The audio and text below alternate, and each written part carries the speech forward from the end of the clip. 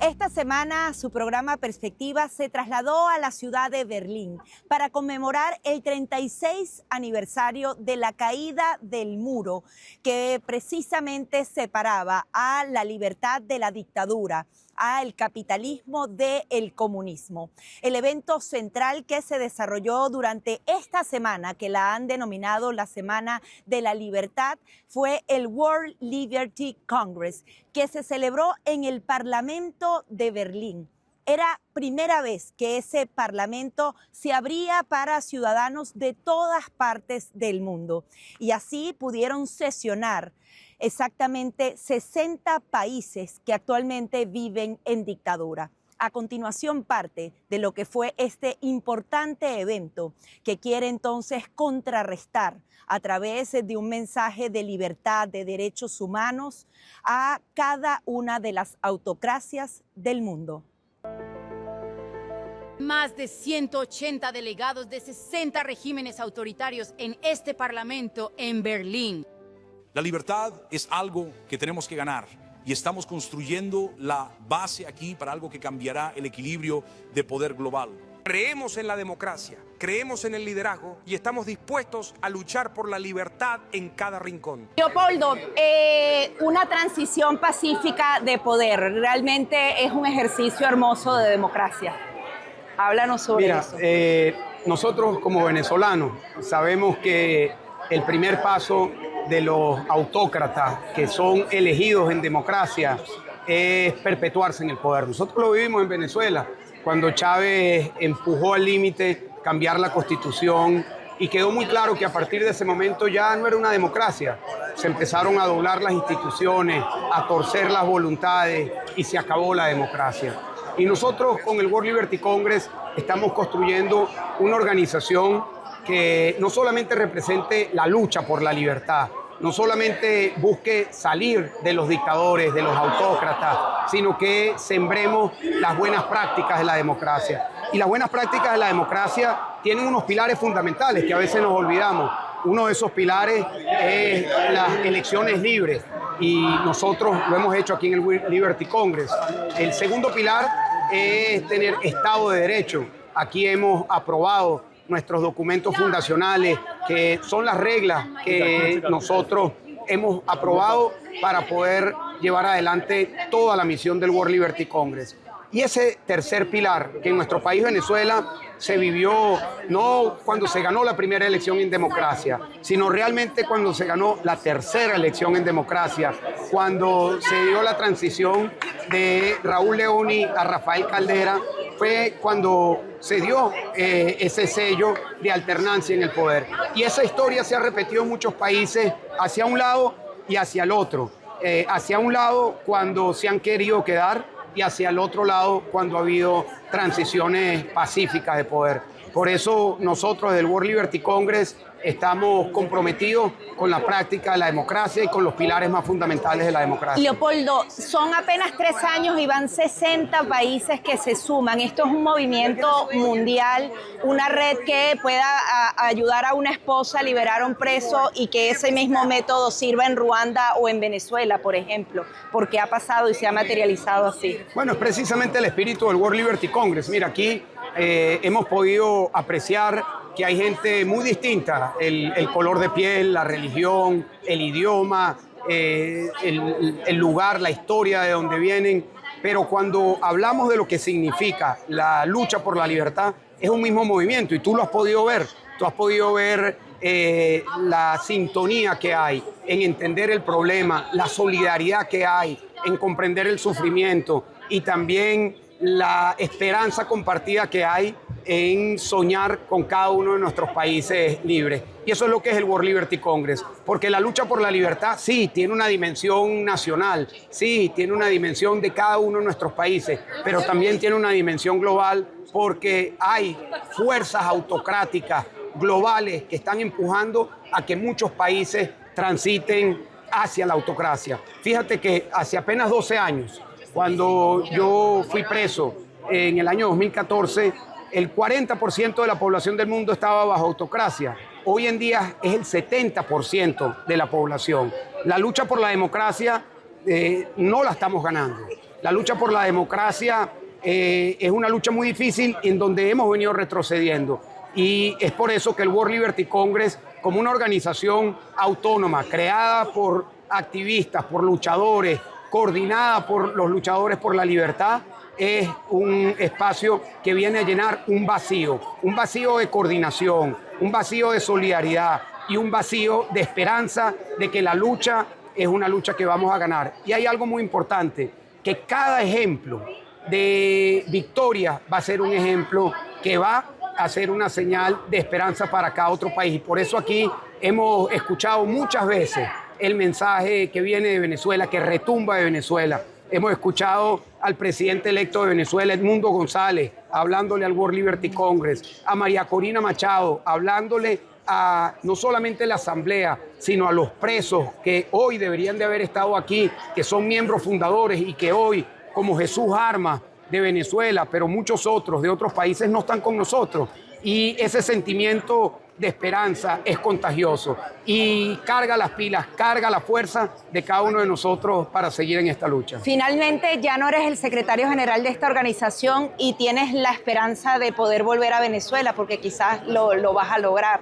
No, quizás no. Bueno, claro lo que vamos a lograr. Claro que vamos a regresar. Yo voy a regresar a Venezuela, tú vas a regresar a Venezuela. Quienes nos están viendo, que están fuera de Venezuela, vamos a regresar a Venezuela y abriremos nuevos caminos en las responsabilidades que nos toque a cada uno de nosotros. Mira, son muchos los aprendizajes que hemos tenido, muchos. Y las dinámicas que tenemos en cada uno de nuestros países, las dinámicas que hay incluso entre los movimientos que se oponen a la autocracia, las divisiones que hay, la manera como las autocracias utilizan los medios de comunicación, la manipulación de la información para atacar la integridad, la reputación de quienes luchan por la libertad, es algo que es igual en Venezuela, en Irán, en Hong Kong, en Camboya, en todos los países.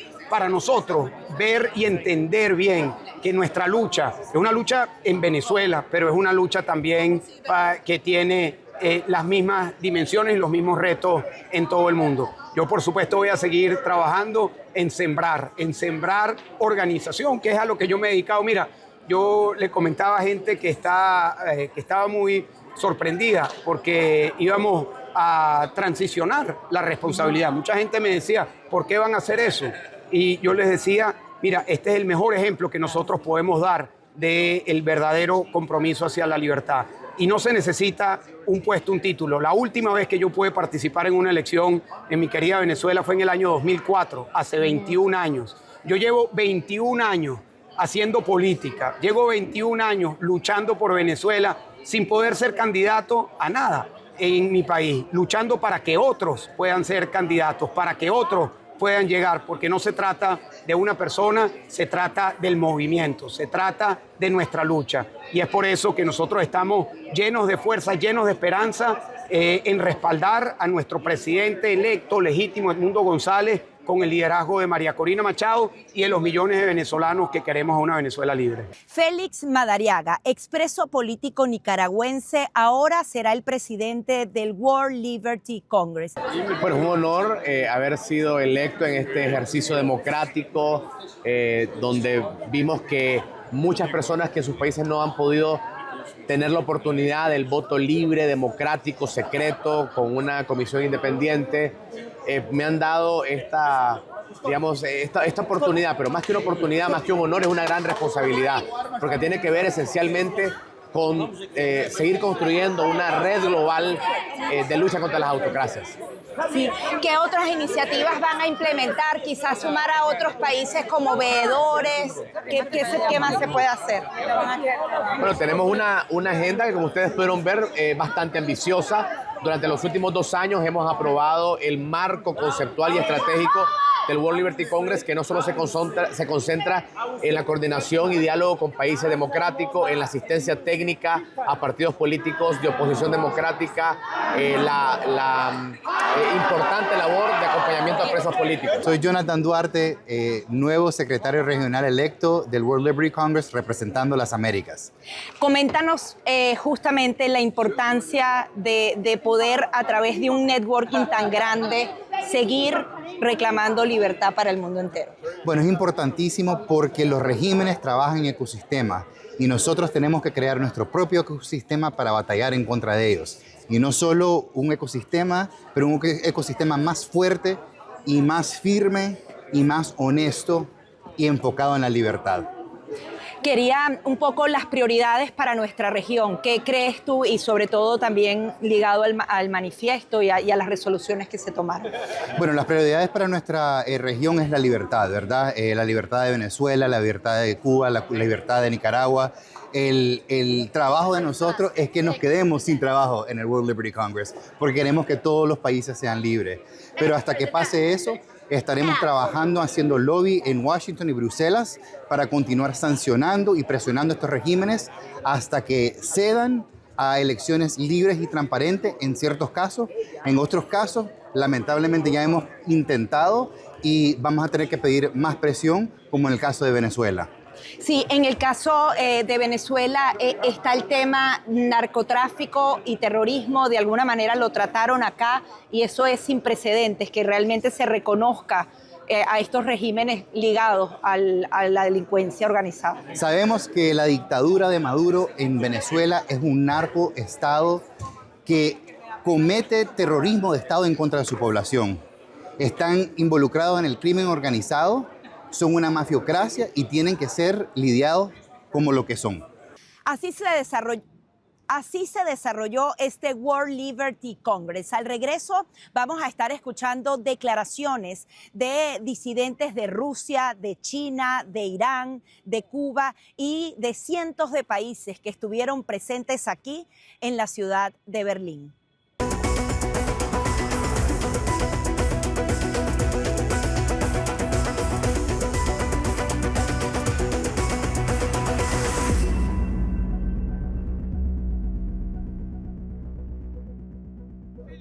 El World Liberty Congress sirvió para que líderes del mundo entero que viven en dictadura ratificaran su apoyo a la operación que actualmente desarrolla Estados Unidos en el Caribe. Vamos a escuchar declaraciones de un ruso, de una iraní y de una china, porque ellos hacen una denuncia fundamental. En primer lugar, que es imposible que estos pueblos se puedan liberar por sí mismos sin el apoyo de Estados Unidos, y adicionalmente ratifican que las dictaduras, las autocracias trabajan en conjunto, son cómplices para cometer crímenes de lesa humanidad. Ahora tienes la mejor oportunidad que nunca. No te quedes callado cuando la gente diga que el gobierno de los Estados Unidos debería mantenerse alejado de Venezuela. El momento adecuado es ahora mismo. Si el gobierno de los Estados Unidos, si un país democrático quiere sacar a los dictadores, tienes que apoyarlos, porque si no sacamos a Maduro, Maduro sacará a millones de personas inocentes. En mi país, Irán, cuando los asesinos de mi gente, cuando un miembro de la Guardia Revolucionaria, cuando los funcionarios fueron asesinados, la gente lo celebró en secreto porque hemos sido bombardeados por una campaña de desinformación llamándonos a todos belicistas. Y quiero decirle al pueblo venezolano, ustedes están unidos detrás de María Corina Machado, Leopoldo López, Edmundo González. Son la oposición más unida que he visto entre 60 regímenes autoritarios. Sí. Así que ha llegado el momento de que la gente salga a la calle cuando los países democráticos los apoyen. Sí, ellos necesitan apoyar esta operación, ¿verdad?, en el Caribe. Creo firmemente que todos los líderes de la oposición deben dar la bienvenida a la operación de los Estados Unidos de América. No importa qué gobierno esté en el poder en América, los países democráticos deben ser firmes cuando se trata de terrorismo, cuando se trata de dictadura, cuando se trata del régimen brutal que mata a personas inocentes simplemente por protestar, por exigir comida, por exigir libertad. Entonces, para mí, los verdaderos belicistas son el régimen de Maduro, el régimen de Putin, el régimen de Ali Khamenei. Yo celebro la muerte de Qasem Soleimani en mi país y creo que el Qasem Soleimani en Venezuela debe ser eliminado. Sí, la misma operación más o menos. La misma operación, porque de lo contrario expandirán la ideología de guerra, caos y brutalidad por todas partes.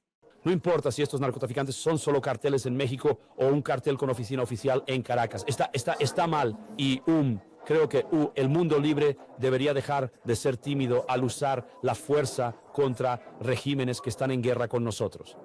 Están en guerra, quiero decir, es un completo disparate escuchar esto. O si podemos usar la fuerza, solo están en guerra con nosotros. Putin, Xi Jinping, Maduro, norcoreano. La guerra podría ser de diferentes formas. La guerra podría ser híbrida mientras Putin compra, ya sabes, votos en muchos países, ya sabes, influyendo en la vida política y empujando su agenda, o atacando a Ucrania, o simplemente bombardeando ciudades sirias. Así que al final del día, ya sabes, esto es, seamos honestos. Queremos ver una transición democrática y nadie puede decir nada sobre la gente en Venezuela siendo perezosa en impulsar este resultado. Ustedes ganaron las elecciones. Y él dijo, me quedo. Esto es, el próximo año será el 250 aniversario de la Declaración de Independencia en América, que claramente estableció que es el derecho de las personas levantarse contra la tiranía. Y puedo añadir que hoy es el derecho absoluto y también es un deber del mundo libre ayudar a las personas que demuestran que están tan dedicadas a la causa de la libertad. Sí, y finalmente, como la ayuda que la dictadura china ayuda a Venezuela, Nicaragua, Cuba a crear este tipo de régimen autoritario. Sí, exportan sus herramientas, técnicas para controlar a la gente a otros países. Comparten su tecnología maligna con Venezuela, con Irán, con países dictatoriales. Espero que Venezuela sea consciente de eso y se aleje de China. Gobierno chino, siempre quiero separar al pueblo chino del gobierno. Sí, por supuesto. Nosotros somos, nuestro gobierno no representa al pueblo chino en absoluto. Es totalmente diferente. Ahora me encuentro con Lilian Tintori porque muchas veces los congresos se quedan en grandes discursos, la conexión emocional que puedas tener con cada uno de los testimonios, pero hay una realidad práctica que viven los presos políticos. Actualmente se contabiliza más de 1 millón si lo contamos en todo el planeta. Háblanos de la iniciativa anterior y de la nueva iniciativa que han presentado en esta Semana de la Libertad. Sí, nosotros sentíamos la necesidad de crear una herramienta para apoyar a los familiares de los presos políticos, porque cuando un preso está preso, la familia también está presa. Claro. Y la familia se siente perdida. Yo lo viví cuando Leopoldo, mi esposo, estuvo preso. Y tuvimos que aprender a los trancazos, o sea, tuvimos que aprender a los golpes, o sea, tuvimos que investigar, entender. Yo aprendí muchísimo de derechos humanos, tuve que escuchar mucho para entender qué hacer. Entonces, luego de vivir esa experiencia, yo sentí una responsabilidad muy grande de crear una herramienta, no solamente para Venezuela, sino para cualquier país del mundo, para cualquier familia que no sabe qué hacer. Y creamos este primer manual que se llama Camino a la Libertad, y que paso a paso le indica al familiar qué hacer, cómo distribuir los roles en la familia, cómo organizarse, cómo hacer una estrategia de liberación, cómo comunicar, cuál es la foto que hay que escoger del preso, cómo tiene que ser esa foto, dónde tiene que aparecer esa foto, cómo, y sobre todo el apoyo emocional, ¿no? Cómo tú manejas ese dolor. Y entonces nosotros siempre decimos en las sesiones, nosotros transformamos el dolor en acción. Transformamos el dolor en resiliencia y la cárcel no es el fin. La cárcel es un momento muy difícil, pero este manual realmente empodera a la familia. Y nuestro objetivo es empoderar a la familia de los presos políticos, que lo lean, que lo entiendan en las sesiones con nosotros y luego es impresionante como una familia empieza a leerlo como víctima y cuando termina el programa y termina de leerlo, lo cierra y se convierte en activista. Es decir, el familiar aprende muchísimo en el programa y se dan cuenta que tienen que asumir la liberación con amor, con resiliencia y verlo como me pasó, no como por qué me pasó, sino para qué me pasó y lograr entender por qué nos pasan, bueno, las situaciones que pasamos. Claro. ¿No? Nosotros los venezolanos hemos pasado muchísimas situaciones y crear estas herramientas a nivel global nos da mucha satisfacción de decir, ahora esto existe. Y está en todas partes, o sea, esto lo tienen los rusos, los iraníes. Sí, Sudán del Sur, China, Nicaragua, Bolivia, Venezuela. Y está en la página del World Liberty Congress, está digital para todo el mundo, lo pueden leer y hacemos sesiones con las familias que quieren participar en el programa.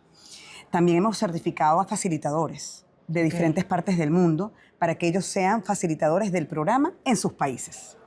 Ahora tienes uno porque es qué pasa después de la liberación, el preso político, cómo se reinserta, cómo la familia se vuelve a organizar en una realidad completamente distinta. Háblanos de esta nueva. Pensamos que la cárcel es la peor parte, pero realmente cuando liberan al preso, la familia bueno, cambia, todo cambia, ¿no? Estamos muy alegres porque ya el preso se liberó, es decir, porque ya el preso está libre, pero la familia no entiende cómo manejar esa situación. Eso lo identificamos entrevistando a muchísimos familiares de presos políticos y lo identificamos entrevistando a expresos a nivel global en diferentes países del World Liberty Congress.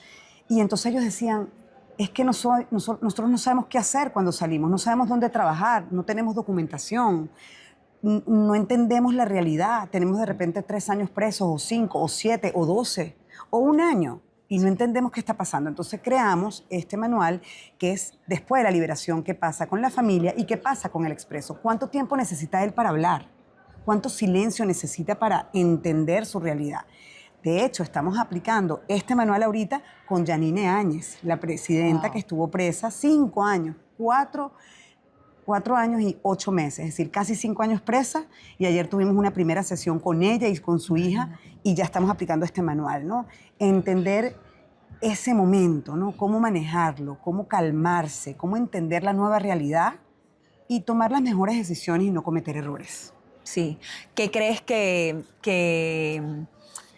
haga falta adicionalmente con ese trabajo de los presos políticos? Porque no solamente es la prisión, en muchos casos hay demasiada tortura, Lidia. Sí. No sé, ¿qué otras herramientas pueden ellos? Tú sabes que es una buena pregunta porque aquí en el manual después de la liberación hablamos del tema legal, ¿no? Parece mentira, ¿no? ¿Cómo el tema legal si ya fue liberado? Sí, porque son presos políticos que estuvieron presos injustamente. Y nosotros como familiares no nos podemos quedar así sin hacer nada. O sea, hay que llevar el caso, incluso cuando están libres, a las instituciones internacionales para que haya reparo a su familia y al preso. Y hay un reparo que no tiene nombre, que es el reparo emocional, que es el más importante. Sentir y saber que fuiste inocente. Sentir y saber que estuviste preso, pero que tú no hiciste nada malo. Porque los presos políticos no han hecho nada malo. Lo que han hecho es luchar por su país.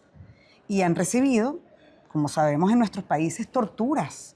Y varios de ellos han muerto en celdas, como el general Baduel, como el aviador. Entonces, esto para esas familias, yo siento que los arropa y les recomendamos qué hacer, cómo hacerlo. Y no están solos, porque esto que nos pasó a nosotros le puede pasar a cualquier país y a cualquier familia del mundo. Entonces, yo creo que son herramientas que apoyan, que ayudan, que nos acompañan y nos recuerdan que no estamos solos.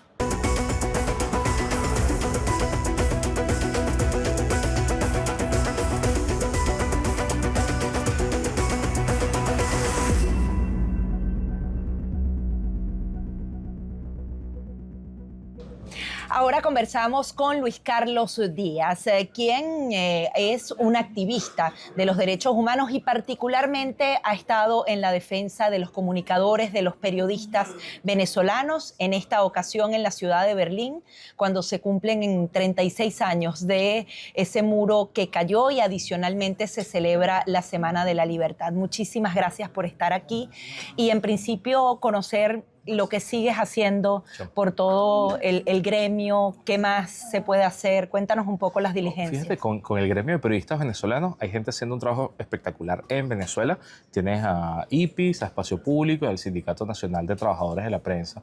En este caso no venía en representación del gremio ni nada, pero sí era importante que el World Liberty Congress en su política de defensa y de protección de activistas incluyese esta temática. Entonces, para este año ya se ha incorporado a la discusión del World Liberty cómo se trata de proteger el espacio cívico donde están los defensores de derechos humanos, los periodistas, los activistas por la democracia y cómo todos ellos pueden acceder a recursos, a formación, a distintas cosas para poder protegerse. Que nosotros como sociedad civil podamos impactar en grupos que están más asociados al activismo político, ¿no? A la reconstrucción de sociedades. La importancia de quienes relatamos historia para mí es fundamental. Entonces, ese asunto de cómo tener siempre a periodistas y activistas de derechos humanos en el radar, creo que es una de las líneas que mejor se ha trabajado. Y hacer eso además en la ciudad de Berlín, que es una ciudad que vivió un proceso de integración que todavía hoy está manifiesto. Es una ciudad que todavía se encuentra, que todavía tiene que procesar heridas históricas, procesos históricos, y aún así siguen adelante. Aún así,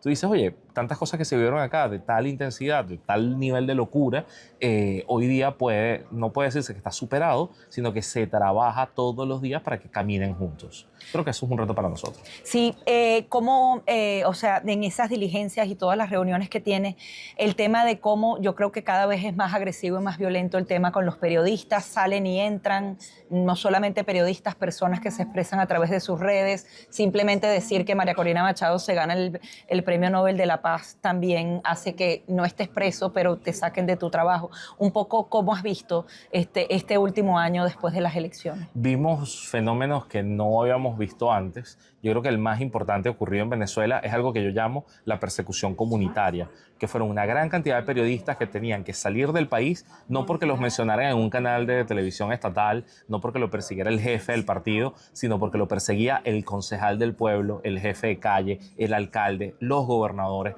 Y yo quisiera además hacer un nombramiento específico, el gobernador de Trujillo, el gobernador de Yaracuy, el gobernador de Bolívar, que eran personas que apresaban de manera además discrecional, abusiva, son parte del esquema de violación de derechos humanos, y lo mostraba como tributo al poder. Podía decir al poder, mira a cuántas personas afecté. Y lo que han logrado ellos es una suerte de silenciamiento en las bases del país, en las regiones del país. Ese fenómeno de persecución de periodistas para nosotros era nuevo, y lo vivimos desde el año pasado hasta ahora, y hubo gente que tuvo que irse a la clandestinidad, al exilio, fue censurado. Luego tienes un segundo fenómeno, que es cómo los crímenes fueron tan brutales en Venezuela que ya la prensa no tenía capacidad de contarlos, estaba desbordada. Estoy hablando, por ejemplo, cuando llegaron las informaciones sobre torturas de niños, violencia sexual o prostitución forzada de presos políticos y presas políticas, algo que en Venezuela ha ocurrido este último año, se logró que Naciones Unidas lo documentara, pero que no vas a ver tantas historias en los medios, no porque no quieran, es porque es tan complejo, tan difícil, que hay retos éticos y retos profesionales de cómo cubrirlo sin revictimizar, sin exponer, sin muchas cosas. Ese es un segundo fenómeno. El tercero, que lo vimos con televisión como las de ustedes y otras, que era proteger a los entrevistados. Yo recuerdo la cobertura en la calle que se hacía con la gente del cuello para abajo, mostrando los carteles, lo que la gente decía. Es un país que está silenciado a la fuerza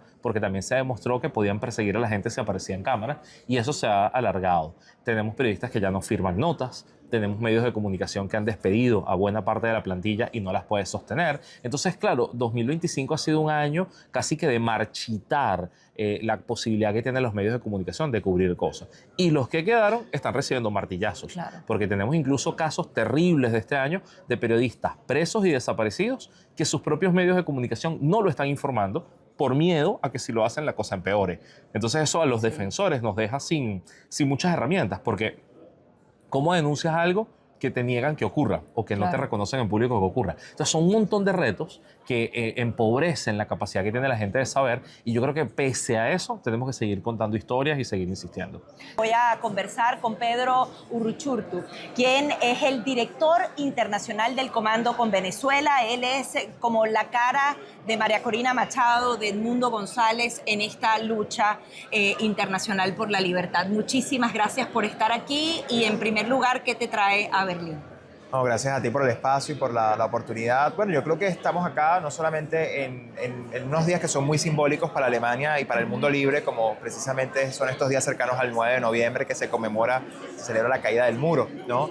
Y yo creo que justamente estamos en un momento donde la lucha por la libertad se ha convertido en un deber, y un espacio como este, el World Liberty Congress, y esa oportunidad de reunir a tantos activistas que tienen en común una sola cosa, que están enfrentando al poder autoritario, independientemente del contexto en el que estén. Desde luego Venezuela entra allí, lamentablemente, y creo que es una oportunidad propicia en el marco de esta fecha, en esta ciudad, con lo que significa la caída del muro, con lo que significa el triunfo de la libertad, como hoy, después de tantos años de esa caída de ese muro, la libertad sigue siendo una tarea pendiente en muchos casos y una lucha permanente, y creo que esa es la mayor demostración de por qué la libertad es algo que se lucha todos los días, ¿no? Y estar acá, pues obviamente compartir con activistas de todo el mundo, entender los desafíos comunes, pero también las lecciones propias de cada uno, y cómo de alguna manera eso se puede implementar en la lucha, en el activismo, en lo que todos hacemos creo que es tremendamente poderoso. En este encuentro en particular tenemos a personas de China, de Rusia, de Irán, que tienen muy lejos su libertad. En el caso de Venezuela, tú la ves más cerca. Coméntanos un poco las diferencias que hay, las posibilidades que tenemos como venezolanos. A ver, yo creo que finalmente sí, creo que está muy cerca, pero creo que también es porque nosotros estamos haciendo que esté cerca. Es decir, es una tarea que tiene que ver con lo que estamos haciendo, el trabajo que estamos haciendo. La libertad no se reconquista sola. Y tampoco es un proceso nuevo, son 26 años de lucha, pero que finalmente hoy, frente a una serie de elementos que están en el radar, la caracterización criminal del régimen, la lucha organizada de los venezolanos, el liderazgo legítimo que tiene Venezuela, es decir, todo de una manera tan alineada que creo que sin duda alguna nosotros estamos haciendo que esa libertad esté más cerca, pero que al final depende de lo que hagamos y lo que sigamos haciendo, ¿no? Y evidentemente implica coordinación con actores internacionales, implica articulación interna, y creo que también aprender mucho de las experiencias de estos países que tú mencionabas, que están reunidos acá en el Congreso, entender también, digamos, qué errores se han cometido, qué no se ha cometido, cuáles son los aciertos, los desaciertos, cómo aprendemos para no repetir nosotros y también cómo les enseñamos a ellos que no repitan nuestros propios errores a lo largo de estos tiempos. Entonces creo que sí, yo creo que hay unas señales muy significativas de que la libertad de Venezuela está más cerca y ojalá, yo estoy convencido de que la libertad de Venezuela significará la inspiración para la libertad de muchas otras sociedades oprimidas que verán,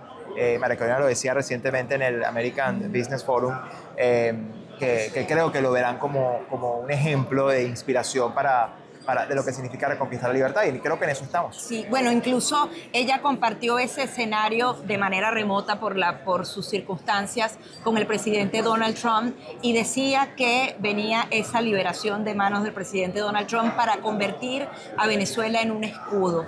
No sé si nos puedes dar un poco esa visión que ella tiene y qué significa eso. Bueno, yo creo que es evidente que Estados Unidos es un aliado clave en esta lucha, en este proceso.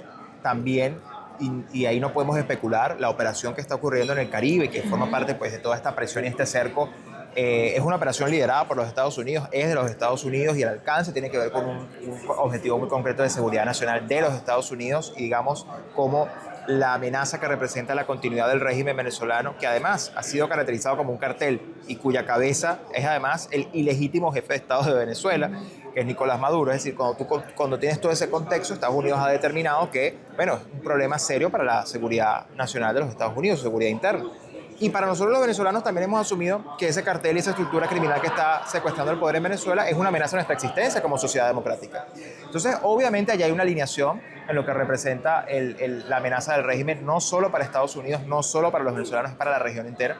Y creo que esa idea de la Venezuela que viene, una Venezuela de orden, de seguridad, confiable, es justamente precisamente lo que se puede convertir en ese escudo que nos permita recuperar obviamente un hemisferio estable, que al final es lo que el régimen ha buscado socavar, ¿no?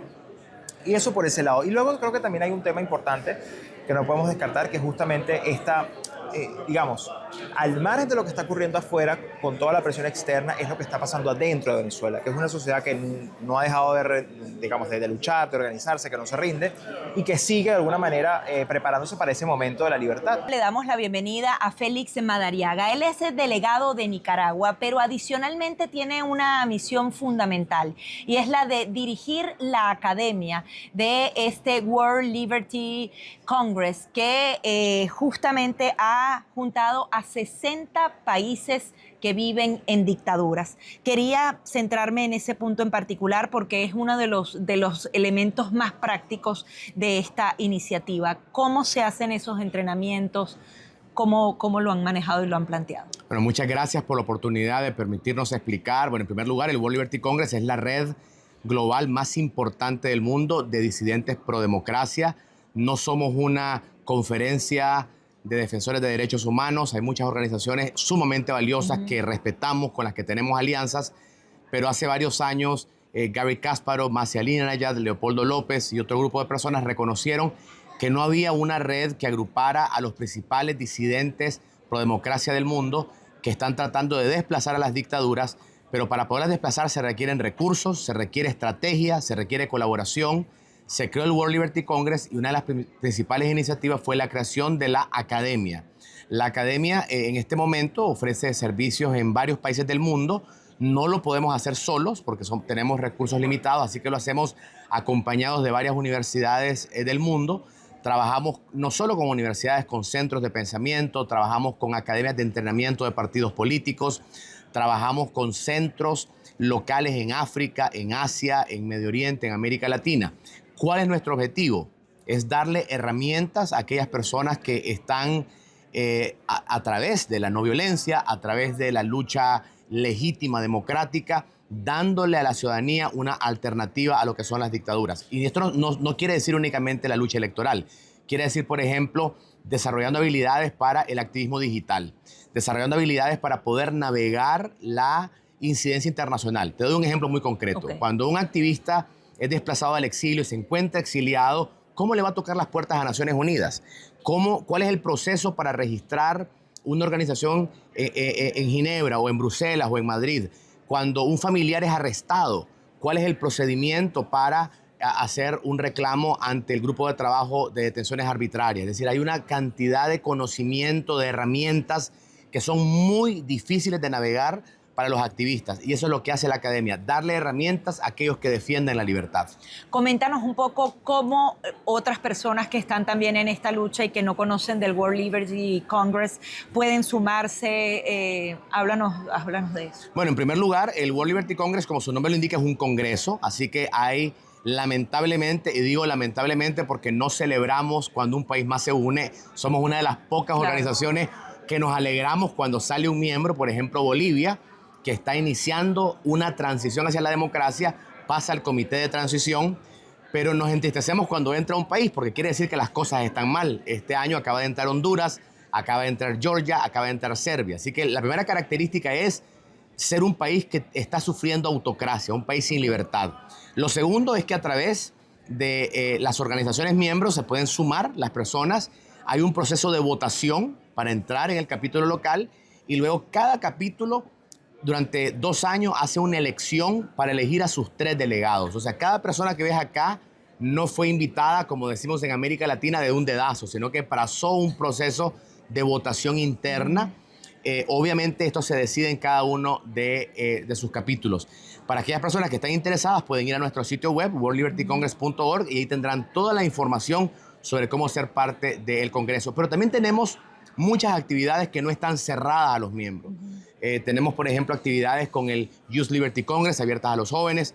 Tenemos actividades con el equipo de apoyo a presos políticos, el programa Freedom, dirigido por Lilian Tintori y Berta Valle, que ofrece servicios de asesoría a familiares de presos políticos en todo el mundo. Tenemos programas con universidades, con la Universidad de Virginia, con la Universidad de Stanford, por ejemplo. Así que, aunque somos una organización relativamente nueva, estamos cumpliendo 4 años, es una organización que ha crecido mucho.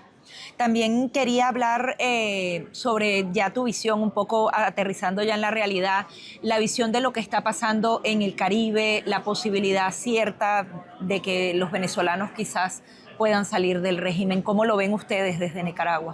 Bueno, nosotros en el World Liberty Congress, ya te comentaré sobre Nicaragua, estamos divididos en regiones, naturalmente. La región de América Latina está conformada por Venezuela, Bolivia, Nicaragua, Honduras, Cuba.